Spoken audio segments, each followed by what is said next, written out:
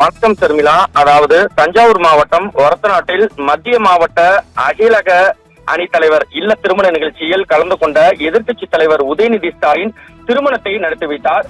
பின்னர் திருமண விழாவில் பேசிய உதயநிதி, இன்னைக்கு அமைந்திருக்கக்கூடிய இந்த சோபா மாடல் ஆட்சியுடைய போலி பிம்பம் கடந்த ஒரு மாசத்துல அடிச்சு துவைக்கப்பட்டு நொறுங்கி கிடக்கின்றது எனவும் தெரிவித்தார். ஒவ்வொரு நாளும் இந்த ஆட்சியுடைய அவலங்கள் எல்லாம் மக்கள் புரிஞ்சுக்கிட்டு இருக்காங்க. இன்னைக்கு இந்த அரசுடைய தவறுகளை சறுக்கல்கள் எல்லாம் இன்றைக்கு இருக்கக்கூடிய இளைஞர்கள் தட்டி கேட்க ஆரம்பிச்சுட்டாங்க எனவும் அவர் தெரிவிச்சிருக்காரு.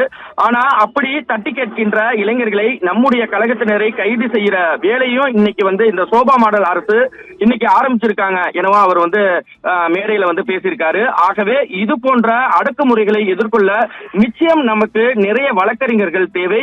அந்த வகையிலேயே இந்த மேடையிலேயே நமக்கு 2 வழக்கறிஞர்கள், அதுவும் ஜோடியான வழக்கறிஞர்கள் நம்முடைய இயக்கத்திற்கு கிடைச்சிருக்காங்க எனவும் அவர் பெருமிதமா பேசியிருக்காரு. தூய சக்தின்னு சொன்னவங்க ஆட்சிக்கு வந்ததும் என்ன பண்ணாங்கன்னு நீங்க அத்தனை பேரும் தொலைக்காட்சியில பார்த்திருப்பீங்க. ஆட்சிக்கு 5வது நிமிஷமே குதிரை பேரத்தை ஆரம்பிச்சிருக்காங்க இந்த தாவேக அரசு எனவும் அவர் குற்றம் சாட்டியிருக்காரு. பிற கட்சிகளுக்கு முதல்ல சோபா போகும், சோபாவிற்கு பின்னாடியே நம்முடைய முதலமைச்சர் துரத்துக்கிட்டே போவார், சோபாவை துரத்துக்கிட்டே போவார் எனவும் அவர் குற்றம் சாட்டியிருக்காரு. அப்புறம் முதலமைச்சர் பின்னாலேயே அண்ணாதுரை, திராவிட முன்னேற்ற கழகத்துடைய சட்டமன்ற உறுப்பினர்கள் எல்லாம் ராஜினாமா கடிதத்தோடு அவங்களும் கியூல வர்றதெல்லாம் பார்த்துக்கிட்டு இருக்காங்களாம். இன்னைக்கு இந்த கட்சி தான் தமிழ்நாட்டிலேயே ஒரு மாசமாக ரிப்பீட் மோட்ல தினமும் இது ஒரு செய்தியாக வந்துகிட்டு இருக்கு. அது மட்டும் இல்ல, இன்னைக்கு தமிழ்நாட்டில் எங்கு பார்த்தாலும் மின்வெட்டு, கரண்ட் கட்டு தான். எனக்கு என்ன ஆச்சரியம் என்று அவர் குறிப்பிட்டிருக்காரு. இந்த நேரம் வரைக்கும் இந்த மண்டபத்துல கரண்ட் கட்டு ஆகாம இருக்கு, ஜெனரேட்டர்ல ஓடிக்கிட்டு இருக்குன்னு நினைக்கிறேன் எனவும் நக்கலாக நையண்டையாக உதயநிதி ஸ்டாலின் பேசியிருக்காரு.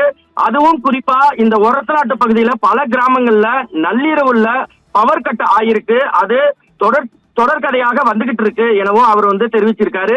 விவசாயிகள் இன்னைக்கு இதனால ரொம்ப பாதிக்கப்பட்டிருக்காங்க எனவும் அவர் குறிப்பிட்டிருக்காரு.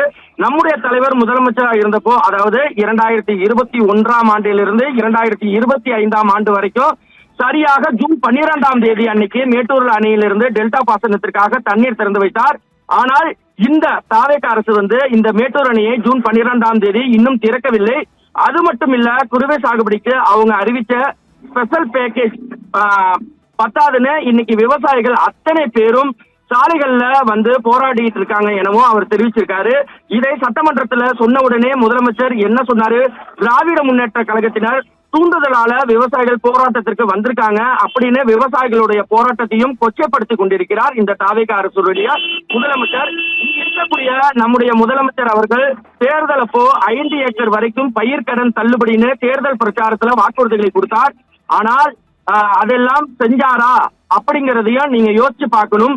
முதல்ல 1 லட்சம் வரைக்கும் பயிர்க்கடன் வாங்கி இருந்தா வெறும் 5000 ரூபாய் தள்ளுபடி அப்படின்னு அறிவிச்சாங்க. அதுலயும் பார்த்தீங்கன்னா சிறு குறு விவசாயிகள் தரம் பிரிச்சிருக்காங்க. அதன் பிறகு 75,000 வரைக்கும் தள்ளுபடின்னு சொல்லியிருக்காங்க.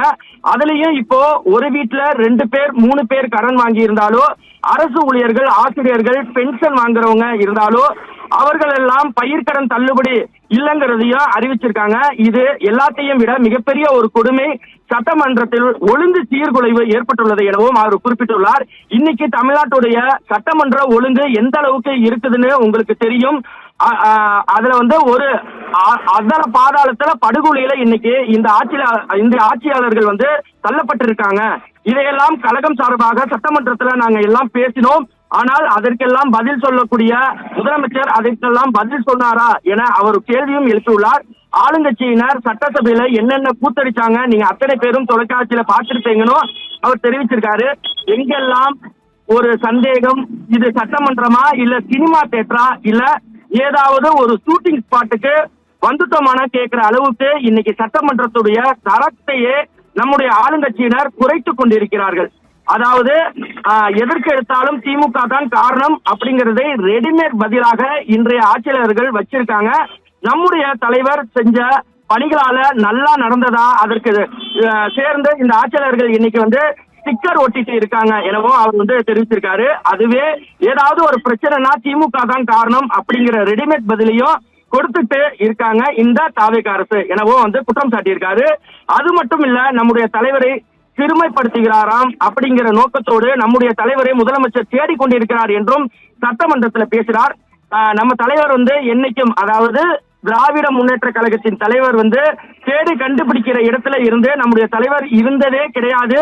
மிசா டைம்ல தலைவரை தேடி போலீஸ் கோபாலபுரத்து இல்லத்திற்கு அவரை கைது செய்வதற்கு வந்தாங்க. அப்போது கலைஞர் அவர்கள் சொன்ன பதில், என்னுடைய மகன் கழக நிகழ்ச்சிக்காக வெளியூர் போயிருக்காங்கன்னோ, வந்ததும் நானே உங்ககிட்ட அனுப்பி வைக்கிறேன் என்று சொன்னவர் தான் டாக்டர் கலைஞர் என்றும் அவர் மேடையில் சொல்லியிருக்காரு. சர்மிளா,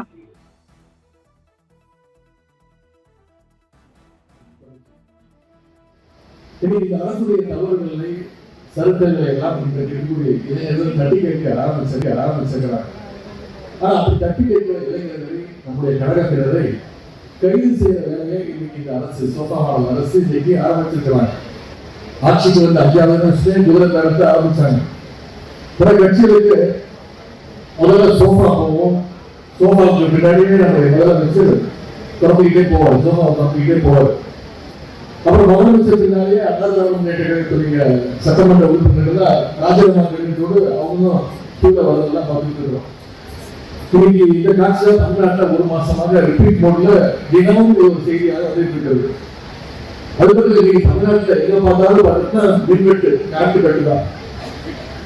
எனக்கு என்ன ஆச்சரியமா, இந்த நேரம் வரைக்கும் இந்த மண்டபத்துல கரண்ட் கட்டாக இருக்கு, ஜெனரேட்டர்ல ஓடிட்டு இருக்குன்னு நினைக்கிறேன்.